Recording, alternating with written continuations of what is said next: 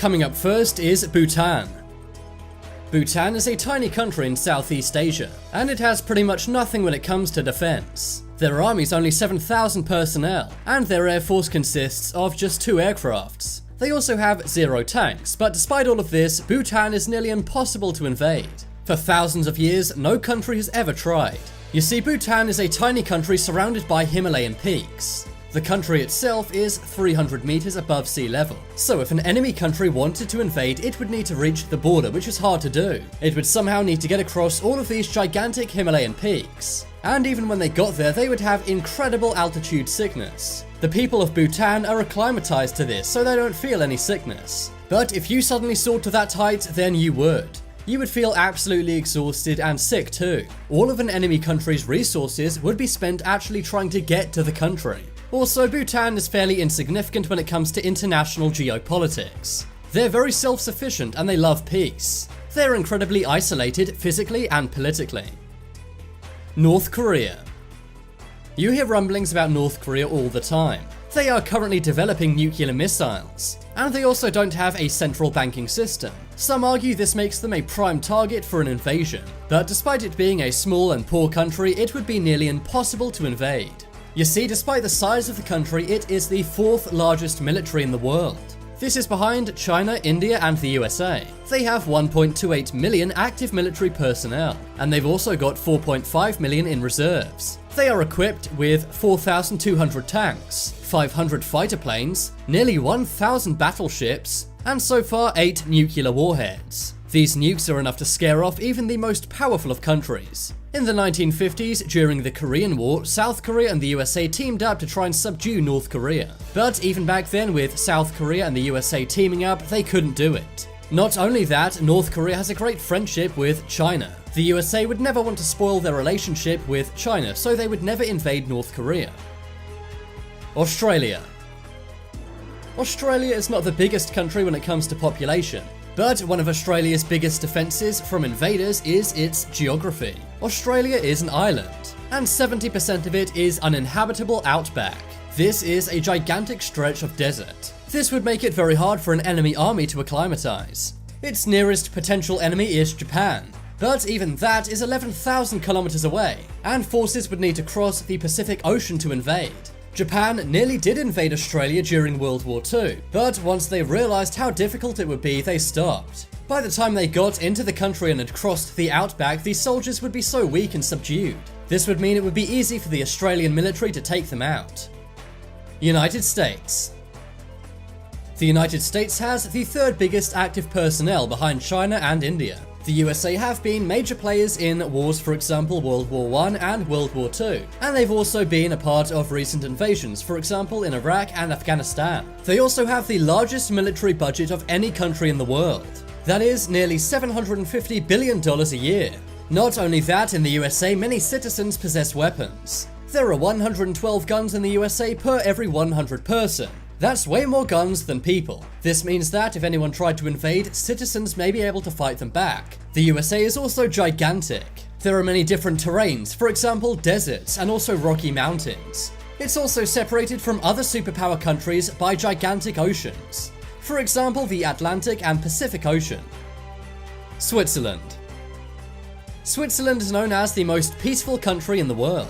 They were one of the only countries in Europe to stay out of World War I and World War II. But despite this, it's one of the most powerful countries in the world. Superpowers like the UK, the USA, France and Germany all have a lot of money stored in Swiss banks. So if they tried to invade Switzerland, Switzerland could simply take all of their money. Switzerland's geography is also great for defense. They have alpine mountains surrounding the country. They also have 24/7 army surveillance of these mountains from hidden bunkers inside them. And the Swiss army are so good, they're even trusted to protect the Pope. Russia. Russia is the largest country on Earth, and this is a great defense for invaders. One of the main reasons why Germany lost World War II was because they could not conquer Russia. All of the German soldiers simply froze in the cold climate of Russia. By the time any invaders actually got into Russia, they would be easy to subdue. That's because they would have wasted so many men and resources simply getting into the country. Russia also has nearly 1 million active personnel. They have 3,500 military aircraft. and the most nukes out of any other country, 7,000 missiles. You can see why no one wants to go up against that. United Kingdom. One European country which did not get invaded in World War II was the UK. This is mainly because it's an island which is hard to invade. Also, despite being so small, the UK is incredibly powerful on the world stage. It's a superpower like the USA, Russia or Germany. The only way you could invade is by a naval invasion through the English Channel. You'd have to go through the treacherous waters and then get up the White Cliffs of Dover. Even Germany in World War II could not do that. The UK also has 150,000 active military personnel, and they spend 55 billion on defense every year.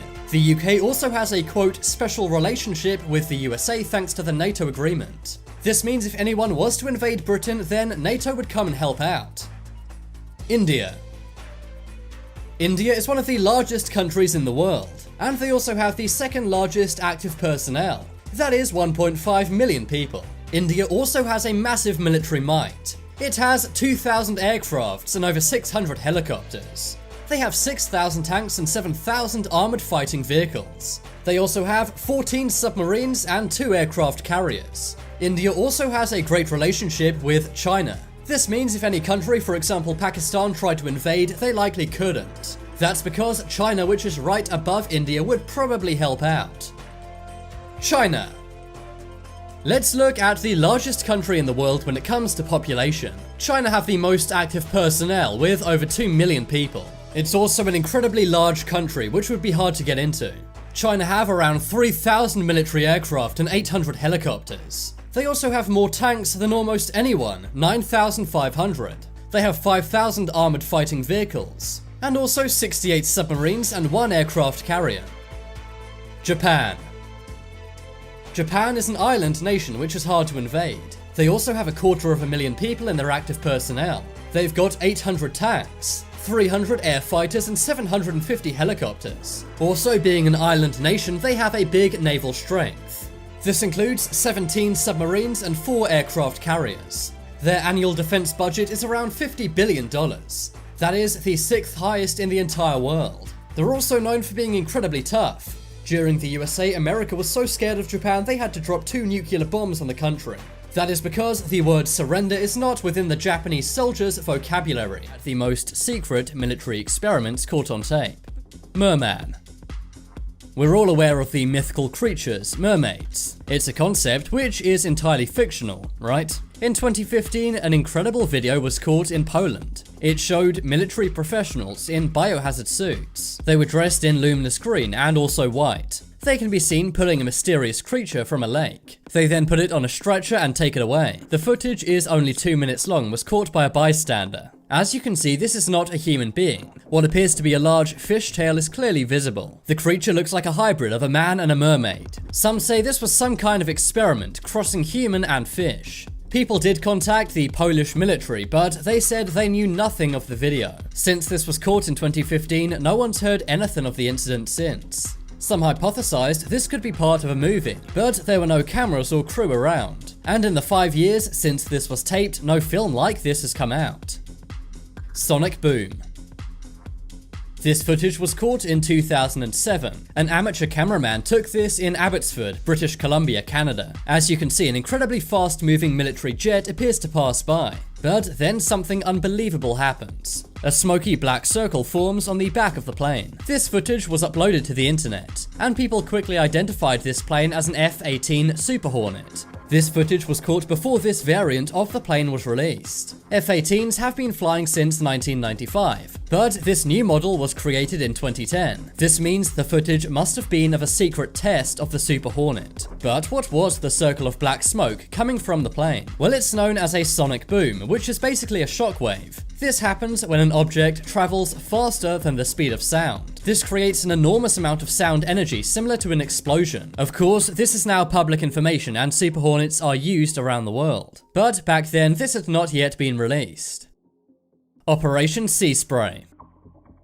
Operation Sea Spray is also known as Operation LAC. It took place by the US Navy in the 1950s. They wanted to study the behavior of bacterial clouds on San Francisco. So 50 gallons of biological stimulant were secretly sprayed offshore. This was made with very harmful chemicals. For example, Serratia Mastersens. Over 800,000 residents of San Francisco were exposed, and it's believed that at least one person passed away due to the experiment. They later followed this operation up with something called Operation Large Area. In this experiment, tons of zinc cadmium sulfide was sprayed over the Midwest. It's a popular theory now that planes emit chemicals into the sky. It sounds like a crazy theory, but as this experiment shows, the US government did actually do this in the 1950s. During Operation Large Area, the zinc cadmium sulfide was mixed with radioactive materials. This was then released over the skies of US cities. One researcher also claimed that the spray contained radium-226. This is a highly radioactive isotope, and if exposed, humans can get very sick and sometimes even pass away. However, army documents related to this remain classified.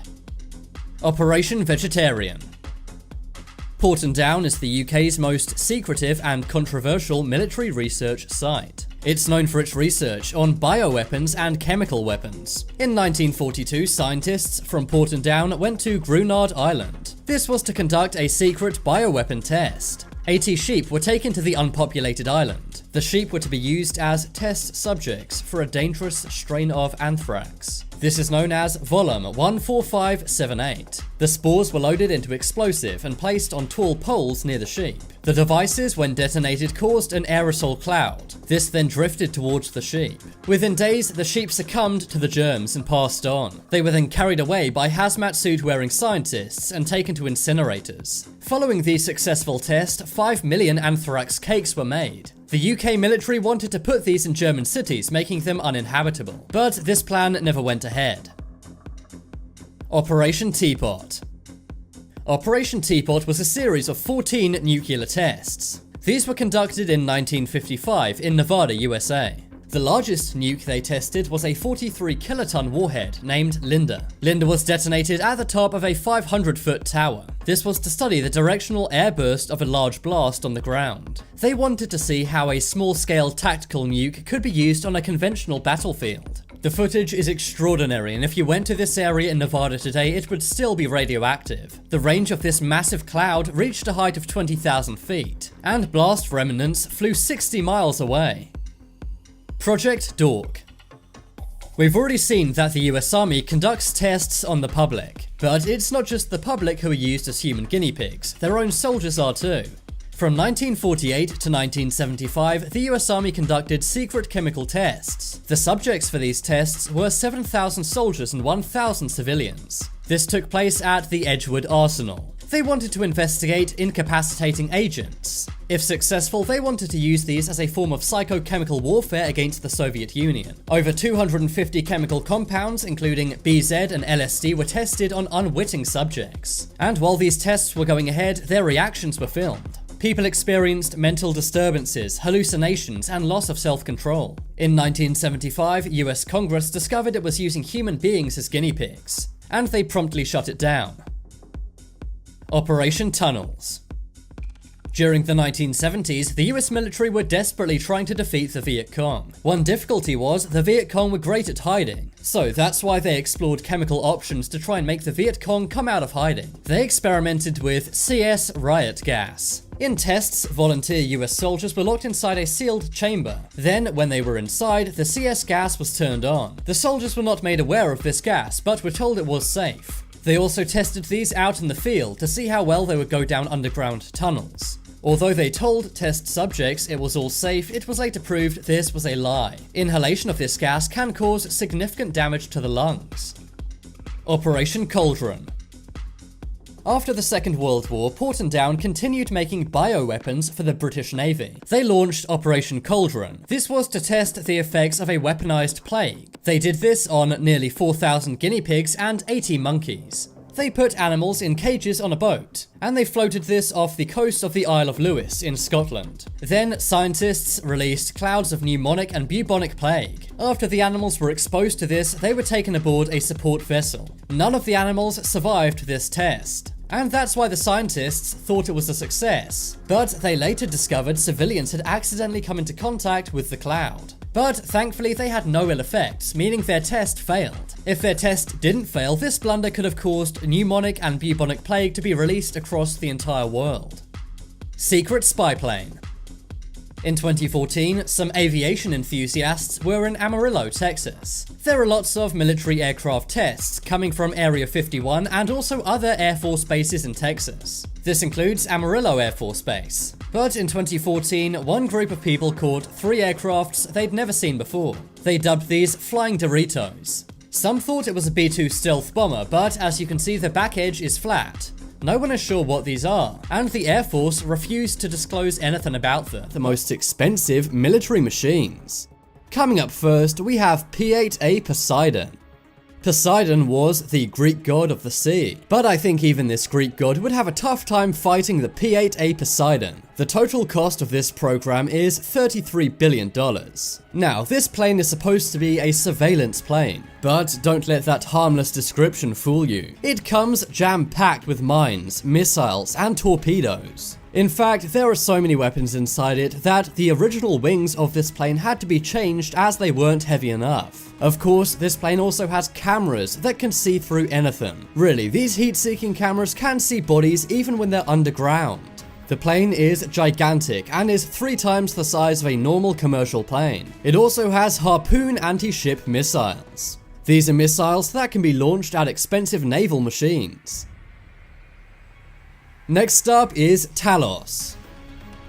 We all love the Iron Man movies, and I'm sure many of us have wished we could have our very own Iron Man suit. Well, if you join the United States Special Operations Command Force, you may be able to get one. That's because some soldiers in that force have what's known as a Talos. Talos stands for Tactical Assault Light Operator Suit, and it's basically a robotic exoskeleton developed by the US Army. The suit comes with many advantages, for example, super strength. And I really mean that. The impact of any load is distributed throughout your entire body's weight. This means you can carry more things than ever before. There are also night vision and infrared goggles built into the suit. And in the helmet, there's also a headset and microphone. And there's even a virtual reality sensor built in, so you can see how a mission's going to look before really doing it. The program is said to cost around $80 million, and that's only for a few suits. But apparently in the future, the USA will spend $20 million per year developing this program. Next up is AMX-56 Leclerc. The AMX-56 is the most expensive tank in the world. The tank was a collaboration between the Army of France and the United Arab Emirates. Each tank will set you back $28 million.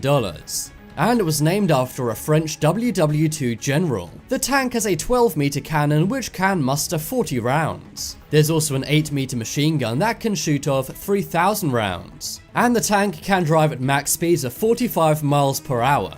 That may not sound like much, but for a tank, that's crazy fast. Next up is Trident II.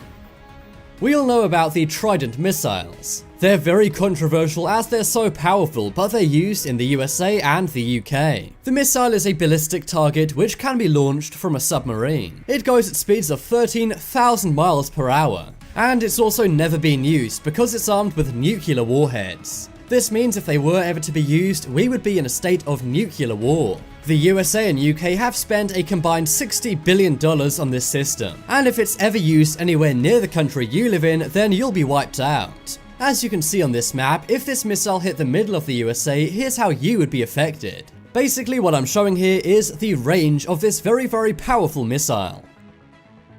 Next up is Super Hornet. The FA-18EF Super Hornet is one of the best planes in the whole USA Air Force. Many of these are stationed on aircraft carriers around the world. The plane's equipped with a 2-meter cannon which can fire at any plane or boat. There's also encompassing air-to-air missiles and air-to-ground missiles, and even super accurate laser-guided missiles. Just one of these can cost around $80 million. And right now the USA has around 650 of these. Next up is JLTV. JLTV stands for a Joint Light Tactical Vehicle. Basically, this is the most powerful and tough car you will ever see. The program has cost around $2 billion. And this vehicle is stronger, faster, and lighter than a Humvee. The trucks weigh around 14,000 pounds each. They can go on the snow thanks to the chains on their tires. And they're also blast and bulletproof. It goes at a top speed of 70 miles an hour, which is super fast, and it can be used as a utility vehicle, a shelter, or an ambulance. And if you think Lamborghinis cost a lot, just one of these cars costs $500,000. Next up is CVN78 Carrier. This is probably the biggest piece of machinery on this list, and that's because it's an aircraft carrier. Just one of these cost $10 billion, and it's actually the single most expensive military weapon in the world. Right now there's only 3 in the world, as the cost is so much. The total size measures around 4.5 acres, and it weighs more than 100,000 tons. It can house more than 75 aircraft, and it also has gigantic Sea Sparrow missiles throughout. Next up is Arleigh Burke DDG51 Destroyer. This is the most expensive Navy ship in the world. In fact, one of these cost $2 billion. But the total cost of this program has been over $100 billion.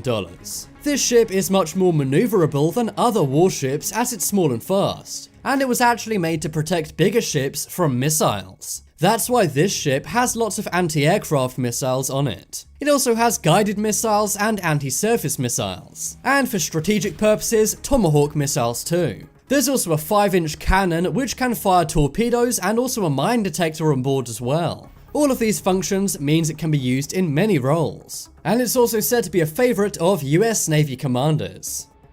Next up is F35 Lightning II.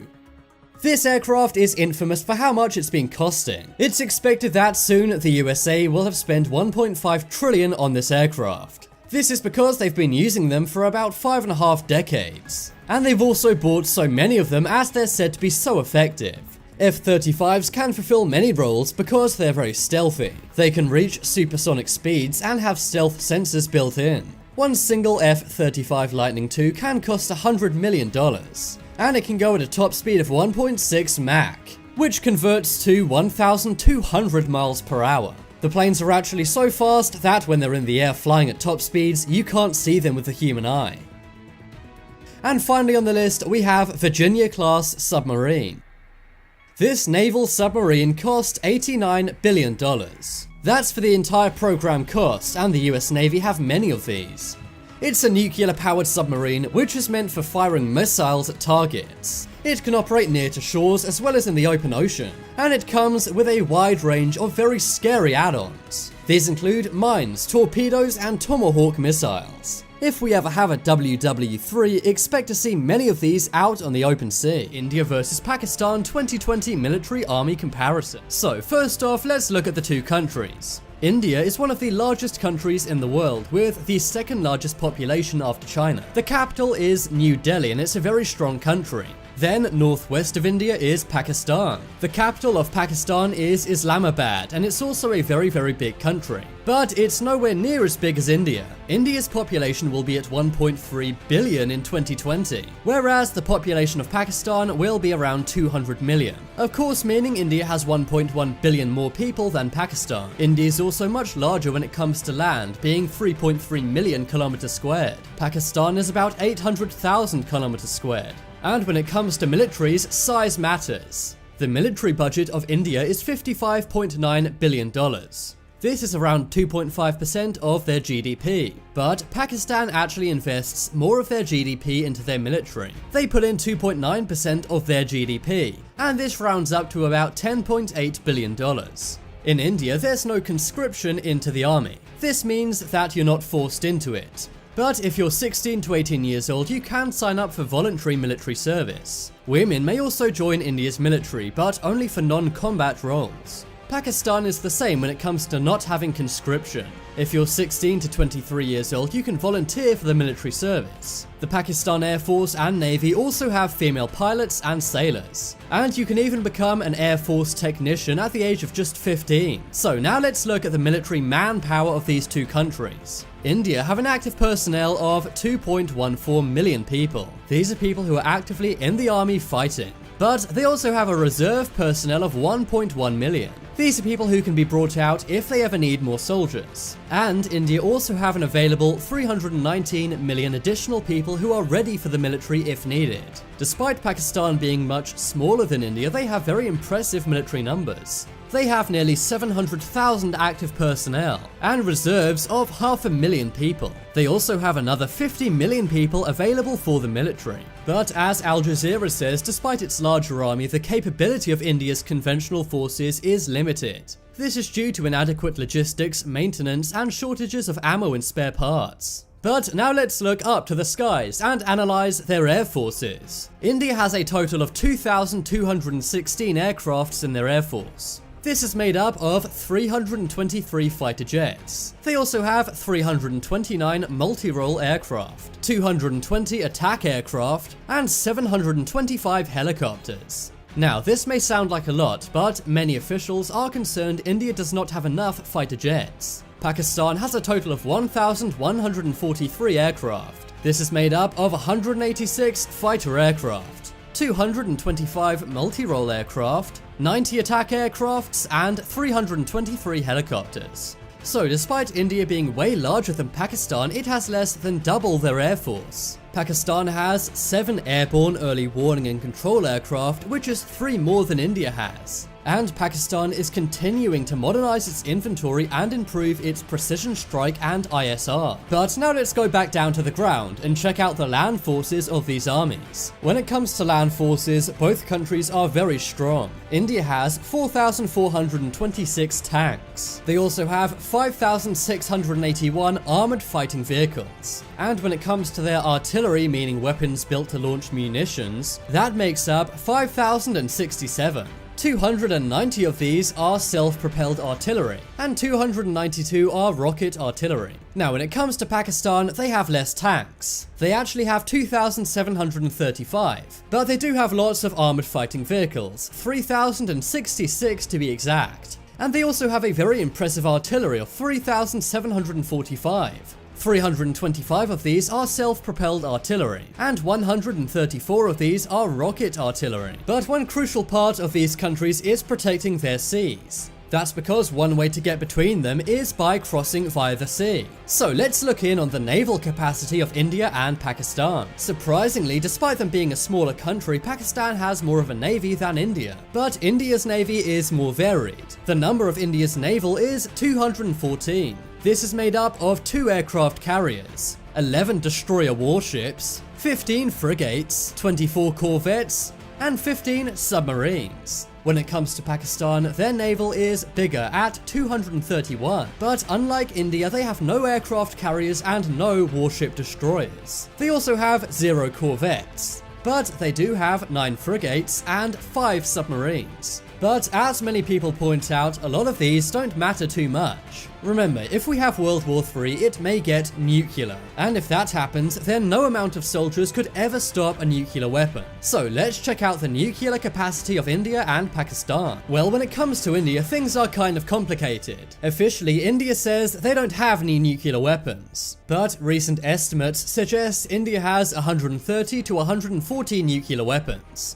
And apparently they've produced enough weapons-grade plutonium to make up to 150 to 200 nukes. And they've produced enough weapons-grade plutonium for up to 150 to 200 nukes. But what about Pakistan? Well, they're one of the few countries not part of the Nuclear Non-Proliferation Treaty. However, it's believed that the government does have nuclear warheads. It's estimated that Pakistan has 90 to 100 nukes. But when it comes to nuclear weapons, everything is very secretive, so we can't say the exact number. So there we go, that's how these two countries' militaries and armies compare. Of course, India's is a lot bigger. But remember, Pakistan and India both have nukes. And because the countries are so close to each other, if any one country used these, it would be a loss for both countries. So let's hope in 2020 World War III does not take place. But as always, thanks for watching. Check out some more videos on screen right now. Leave a like if you enjoyed, and if you haven't already, what are you waiting for? Subscribe to Top 10s.